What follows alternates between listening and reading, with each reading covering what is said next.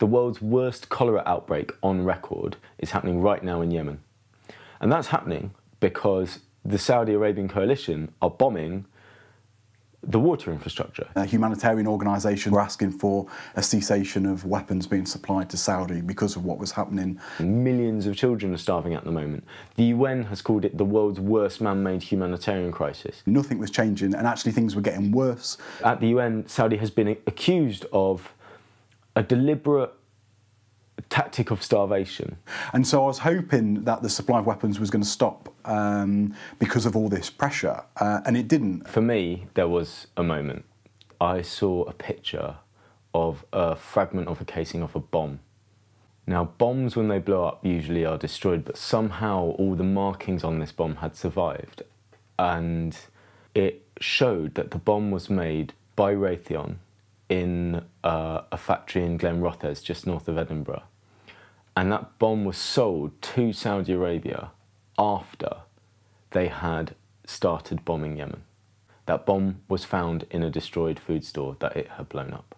We as activists decided that we need to physically do something about this, otherwise nothing is going to change. We did a huge amount of research, and it turns out that most of the Saudi Air Force is manufactured by BAE Systems at a base in Walton at the mouth of the River Ribble in Lancashire. So we went to the base to scout it and looked around, and it was there that we saw one of the jets which had come back from Saudi. When we discovered this, it was so obvious that this had to be the target for any action because, you know, it's the Saudi aerial bombardment that's destroying Yemen. So there was two fences, one which was kind of a plasticky metal cross kind of fence which we cut through very quickly and were in, and then a second more sturdy fence which probably took us about a minute or two to cut through, and at that point we were on the base, having done as little damage as possible actually to get in. And then we crossed a giant floodlit taxiway which was kind of a football pitch long, and we got to the hangar where we knew the Saudi Eurofighter Typhoons were. And we could see through the glass window in this door, we could see the nose cone of one of the jets. And so we were close. And sadly at that point, the noise we had to make to break in through the door meant that security kind of heard something and wandered over our way to see what was going on. And then we were waiting outside for them to bring a van round to take us away. And I turned to Dan and I said, I'm really pleased we got into the base. You know, it's going to be a successful action. You know, we talked about what success meant, and if we got onto the base, it would generate a lot of attention for these terrible arms deals. And he turned to me and just went, I'm gutted. If we'd have got to those planes, we would have saved lives, you know, directly saved lives. BAE Systems and the Crown Prosecution Service decided to only prosecute us for the damage to the doors and to the fence, despite the fact that we carried a statement describing why we were taking this action onto the site. Clearly, we were conspiring to do a huge amount of criminal damage. Belinda from Matrix Chambers very graciously got involved and was really happy to support us, as she's a really great top, you know, high-flying lawyer. Because there was so much evidence, such a huge weight of evidence for war crimes that surely we had good reason to be on that base. The last possible opportunity to stop these planes from being involved in war crimes was BAE Walton. 21 years to the day before, 3 women broke into the same base and disarmed some Hawk jets that were bound for Indonesia, where they were going to be used in genocide. They were put on trial in front of a jury, and that jury found them not guilty. BAE Systems and the Crown Prosecution Service didn't want a jury to be involved, and that would have happened if we were up there on a more serious charge. The judge, who was not a maverick at all, quite conservative, I believe, in the way, you know, he deals with cases and so on, was able to find us not guilty. And it was on the basis that we said there was an imminent crime happening. The judgment specifically says this does not set a precedent. And the judge, I think, was covering himself. But the fact it happened is incredible. And I'm still amazed by it. And I think that will be helpful for future cases. My friend Sam his Twitter feed, he often reposts pictures of the devastation in Yemen, and often this is, I often can't bring myself to look at them because they're often maimed children, adults as well, but often dead children in all kinds of horrendous situations. It's British bombs falling on Yemen from British planes. Those pilots are trained in Britain by the RAF, and there are 250 British Armed Forces personnel serving in the various, Saudi, UAE militaries, and they are literally in the control room targeting the bombs. I mean, we're at war with Yemen. We're just not telling anyone we are. These are innocent people whose very lives have been taken or lives have been destroyed by the sale of weapons through our government from BAE and other companies to Saudi Arabia. When Mohammed bin Salman came over, he bought adverts in every single mainstream paper.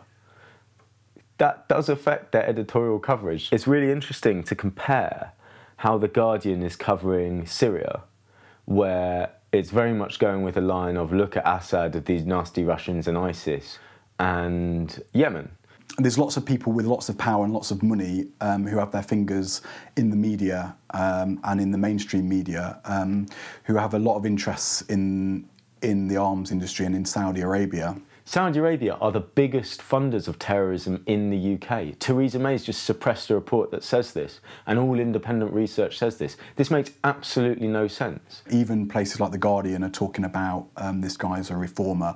Arguably that's true, but it's massively missing all the horrendous stuff that he's also involved with. Since he's come into power, the number of executions have doubled.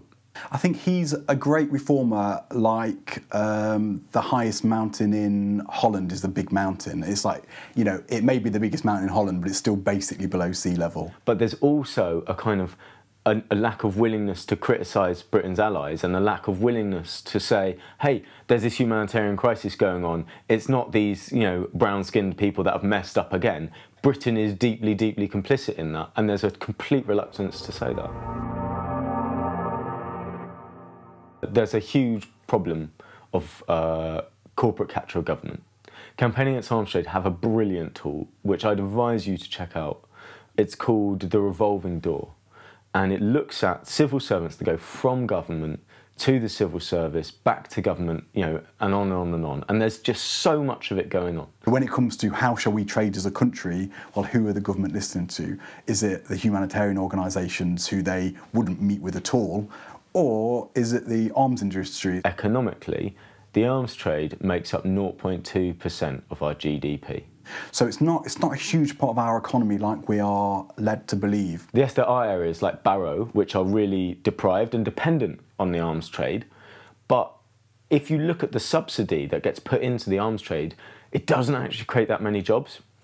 We could be using that money to create so many more jobs and actually trying to fix these areas. When I was arrested, I was in Blackpool police station. I could see down a row of cells, and every other cell was getting methadone. Yeah, that's an area that's dependent on the arms trade. It's not working.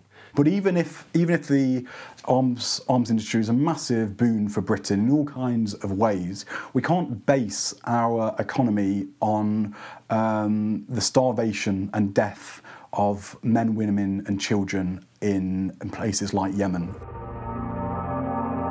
It's very clear to me what the UK needs to do. These planes are not like your car. They need servicing after every sortie.